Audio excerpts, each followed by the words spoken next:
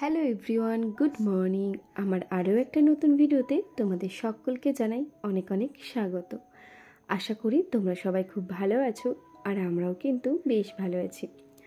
আজকের বারটি হচ্ছে সোমবার, আর এখন ঘড়ির কাঁটে বেজে গেছে ঠিক সকাল 8:30। আর এখন থেকে তোমাদেরকে সাথে নিয়ে আমি আমার আজকের দিনটি শুরু করলাম। শরীরের অবস্থা খুব একটা ভালো নেই, তাই ঘুম থেকে উঠতেও অনেকটা লেট হয়ে গেছে। তাই ঘুম থেকে উঠে প্রথমে ব্রাশ করে চা খেতে বসে গেছি। আর আজকে বাড়িতে সেরকম কোনো বাসি কাজ নেই, কারণ আমার শরীরের অবস্থা ভালো নেই দেখে আমার শাশুড়ি মা সব বাসি কাজ করে নিয়েছে। তাই ঘুম থেকে উঠে ভাবলাম ব্রাশ করে যাই, রোদে বসে বসে চাটা খেয়ে নিই। তো চা খাওয়া হয়ে গেছে। সোনামায়ের যে কাপড়গুলো ছিল সেগুলো শুধু কেচে নেব, তারপরে স্নান করে নেব। আর আজকে খুব একটা বেশি কাপড় ছিল না, যেহেতু কালকে সোনামা সন্ধেবেলায় ঘুমিয়ে গিয়েছিল। তাই সন্ধেবেলায় ও ঘুমিয়ে গেলে কি হয়, হিসু তো খুবই কম করে, তাই খুব একটা কাপড় চোপড় হয়নি।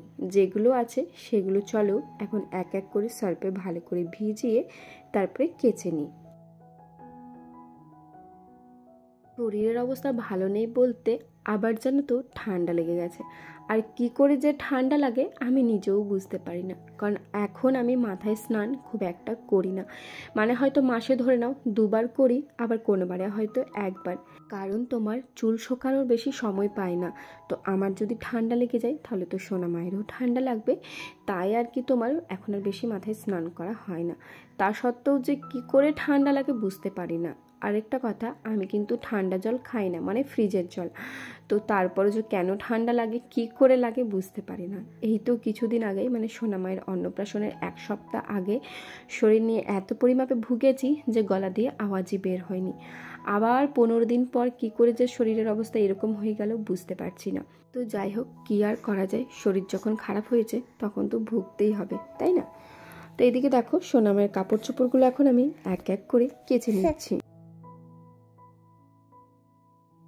তোমাদের সবারই একটাই কথা যে দিদি ভাই, তুমি ব্রেস্ট মিল্কটাকে কিভাবে প্রেস করে বাটির মধ্যে রেখে সেটাকে সোনামাকে খাওয়াও।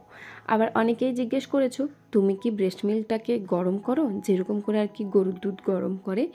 চলো সেসব প্রশ্নের উত্তর দেওয়া যাক।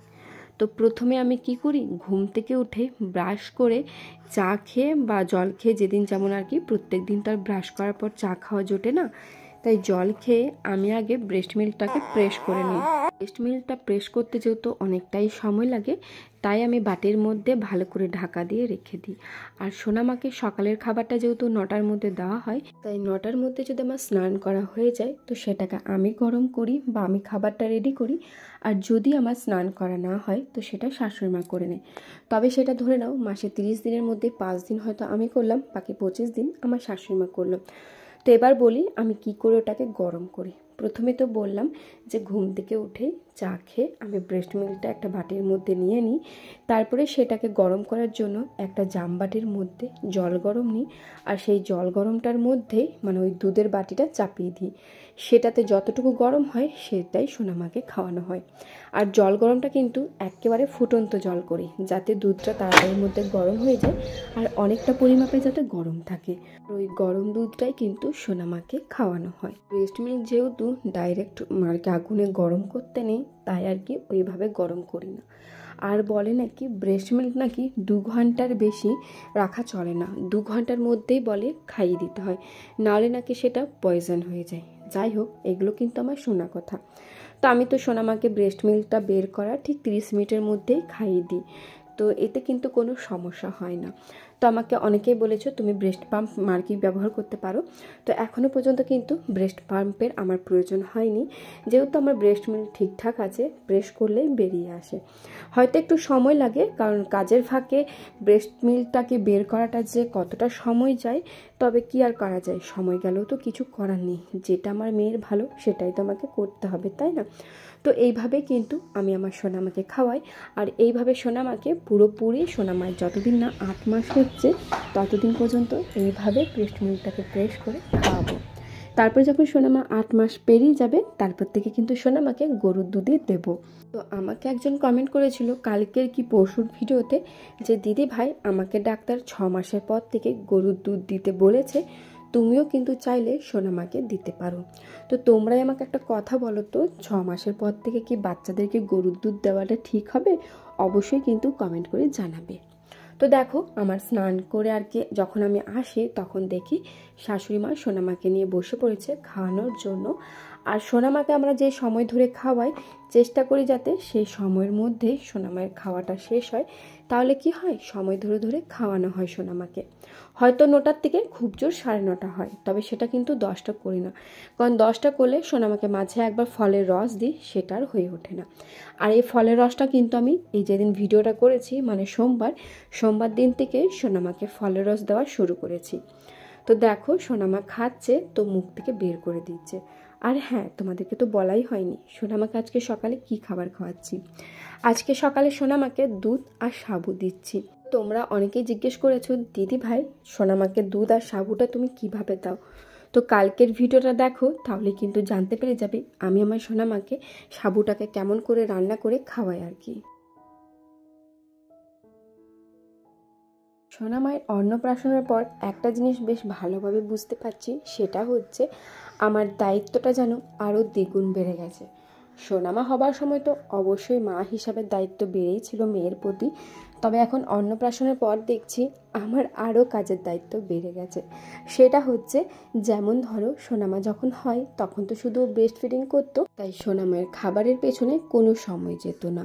তবে এখন সোনামায়ের অন্নপ্রাশনের পর দেখছি যতটুকু সময় আর কি নিজেকে দিতাম সেটাও এখন ভুলে গেছি। আমি কে, আমি কি চাই, এখন আমার কাছে এগুলো আর কিছুই আর কি মূল্য নেই। এখন শুধু একটাই যে আমার মেয়েকে সময় মতো খাওয়াতে হবে। তবে মাথার মধ্যে সব সময় একটাই কথা ঘোরে যে খাওয়াবো তো কি খাওয়াবো, কারণ প্রত্যেক দিন তো এক খাবার খেতে ওদেরও ভালো লাগে না, তাই না? তাই আর কি চিন্তা থাকে যে সকালে জলখাবার কী দেবো, দুপুরে কী দেবো, রাতে কী দেবো।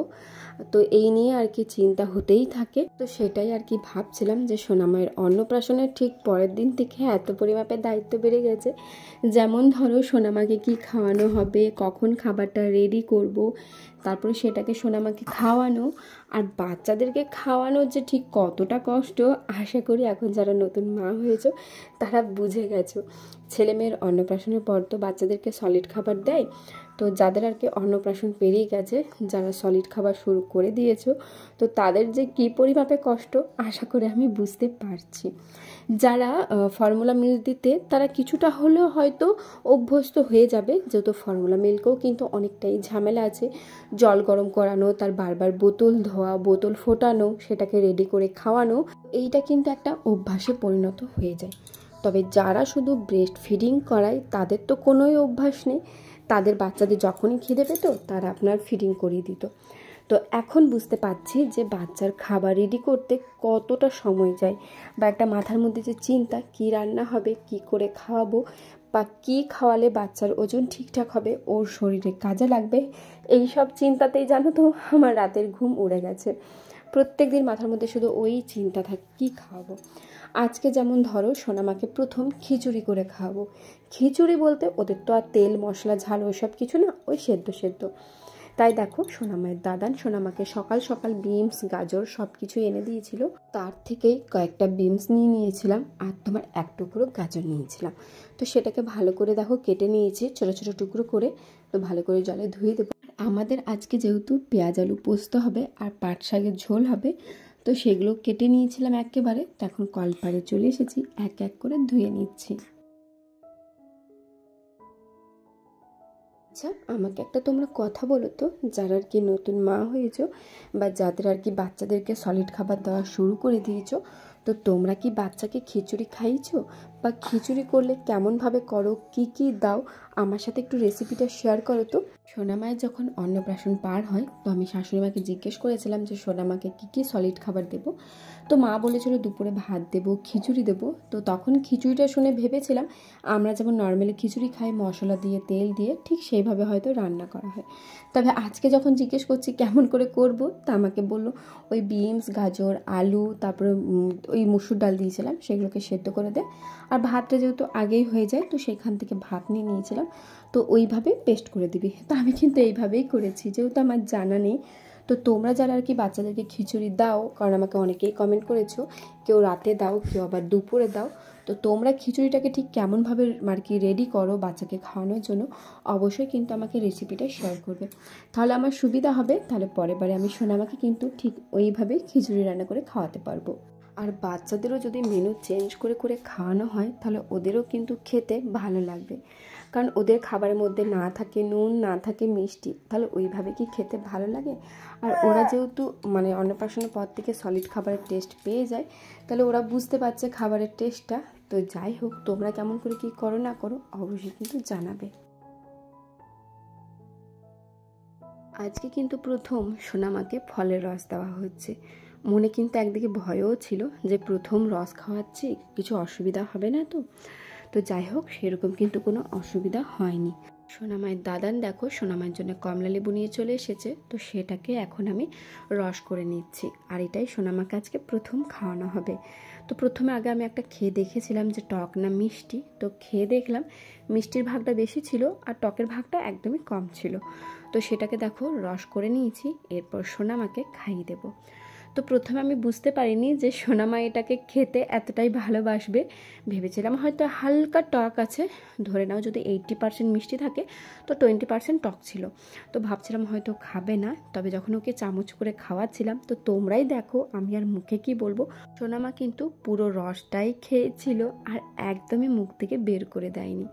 সোনামায় যে খাবারটা ভালো লাগে না ও যেমন মুখ থেকে বের করে দেয়, তবে যেটা ভালো লাগে সেটা কিন্তু খেয়ে নেয়। যেমন লেবুর রসটা ও কিন্তু একদমই বের করেনি। আর এই লেবুর রসটা খাওয়াতে আমার খুব জোর হয়তো 1.5 থেকে 2 মিনিট সময় লেগেছে, সময়ও লাগেনি। ওই এক চামচ করে দিচ্ছিলাম আর ও খেয়ে নিচ্ছিল। ও কিন্তু খুবই এনজয় করে খেয়েছে। তো তোমরা তোমাদের বাচ্চাদেরকে কি ফলের রস দাও বা কোন ফলটার রস খেলে ওদের উপকার হবে অবশ্যই কিন্তু আমাকে জানাবে। আমি আসলে ডাক্তারবাবুকে জিজ্ঞেস করতে ভুলে গেছিলাম যে সোনামাকে কি ফলের রস দেব বা কোনটা দিলে ভালো হবে, যেহেতু ডাক্তারবাবুকে জিজ্ঞেস করানো হয়নি আর বারবার ফোন করাটা ঠিক হবে বলে মনে হয় না, তাই আর কি করাও হয়নি। তো তোমরাই আমাকে একটু কমেন্ট করে জানাও তো যে বাচ্চাদেরকে কি ফলের রস দিলে ওদের উপকার হবে। তো সোনামাকে ফলের রসটা খাওয়ানোর পর ওর সাথে আমি অনেকক্ষণ মন ভরে গল্প করেছিলাম। আর এখন সোনামার সাথে গল্প করতে খুবই ভালো লাগে, কারণ ও গল্পগুলো বোঝে। তো তারপরে দেখো চলে এসেছি ছাদে, কারণ সোনামার তো খাওয়ানো হয়ে গেছে। খাওয়ানোর প্রায় আধ ঘন্টা পর ছাদে এসেছিলাম। তো ছাদে এসে ভাবলাম যাই মেয়েকে স্নান করে দিই। তো এখন দেখো সোনামাকে স্নান করে দিচ্ছি। তো তোমরা অনেকে জানতে চেয়েছো সোনামাকে কোন কোন সময়ে আমি খাবার দিই আর কি খাবার দিই। তো সেটা নিয়ে তোমাদের সাথে আমি কালকের ভিডিওতে বা পরশুর ভিডিওতে শেয়ার করব যে সারাদিনে সোনামাকে কতবার সলিড খাবার দিচ্ছি আর কোন কোন সময়ে কি খাবার দিচ্ছি অবশ্যই কিন্তু জানাবো। তো এদিকে দেখো সোনামায়ের জলটা যেহেতু আগে রোদে গরম করতে দিয়ে গিয়েছিলাম, তো সেই জলে সোনামাকে স্নান করানো হচ্ছে। এখন যেহেতু সোনামা বসতে শিখে গেছে তাই অনেকটাই সুবিধা হয়। ওকে দেখো বসিয়ে দিয়েছি আর জলটা ঢেলে দিচ্ছি, আর ও কিন্তু খুব এনজয় করতে করতে স্নানটা করে। আর সোনামাকে স্নান কিন্তু বেশিরভাগ দিন ওর ঠাম্মি করে দেয়। আমি হয়তো নিচে কোনো কাজ করি, মাকে বলি তুমি যাও স্নানটা করিয়ে দাও। তো মাই বেশিরভাগ দিন ওকে স্নান করিয়ে দেয়। আজকে যেহেতু মা রান্নাতে ব্যস্ত ছিল তাই আমি ভাবলাম যাই আমিই করে দিই। তো যে যখন ফাঁকা থাকে সে তখনই সে কাজটা করে নেয়, মানে অপেক্ষায় থাকি না যে কাজটা আমি করি মানে যে আমাকেই করতে হবে, এমনটা কোনো ব্যাপার নেই। তো সোনামায়ের স্নান করা হয়ে গেছে আর ওকে কিন্তু অনেকক্ষণ ধরেই জল ঢেলেছিল। ওই যে ছোট বালতিটা দেখছো ওইটাতে পুরো 1 বালতি জল ছিল, মানে কিছুটা কম, তো সে জলটা পুরোটাই শেষ হয়ে গেছে। কারণ স্নান করে দিলে ওদেরও কিন্তু আরাম লাগে। তারপরে দেখো নিচে নিয়ে চলে গিয়েছিলাম সোনামাকে। নিচে নিয়ে গিয়ে ওকে একেবারে জামা পরিয়ে দিয়েছি, ক্রিমও মাখিয়ে দিয়েছি। আর তারপরে নিচে কিছু বাসন ছিল সেগুলো নিয়ে চলে এসেছি, কারণ নিচে যেহেতু আমাদের জায়গা নেই আর রোদও আসে না, তাই বাসনপত্র শুকাতে না অনেকটাই সময় লেগে যায়। তাই ভাবলাম যখন ছাদে যাচ্ছি জামা প্যান্টগুলো তুলতে তাহলে বাসনগুলো নিয়ে চলে যাই, তাহলে বাসনগুলো শুকিয়ে যাবে। তো দেখো বাসনগুলো তো নিয়ে চলে এসেছি, এক এক করে রেখে দিলাম। তো তারপরে যে কাপড়গুলো তুলেছিলাম সেগুলো এখন চলো নিচে নিয়ে চলে যাই, তাহলে আমার দুটো কাজ কিন্তু একসাথেই হয়ে গেল। তো চলো ভিডিওটাও তাহলে এত দূরে রাখলাম। যদি কিছু ভালো লেগে থাকে অবশ্যই কিন্তু like comment share and subscribe করে আমার পাশে থেকো। আর চ্যানেলে যদি কোনো নতুন ভিউয়ার্স হয়ে থাকে তাহলে অবশ্যই চ্যানেলটাকে সাবস্ক্রাইব করে যেও। তো চলো আজকের মতন টাটা, দেখা হচ্ছে খুব তাড়াতাড়ি অন্য কোনো নতুন ভিডিওতে। ততক্ষণ সবাই খুব ভালো থেকো, সুস্থ থেকো, সাবধানে থেকো।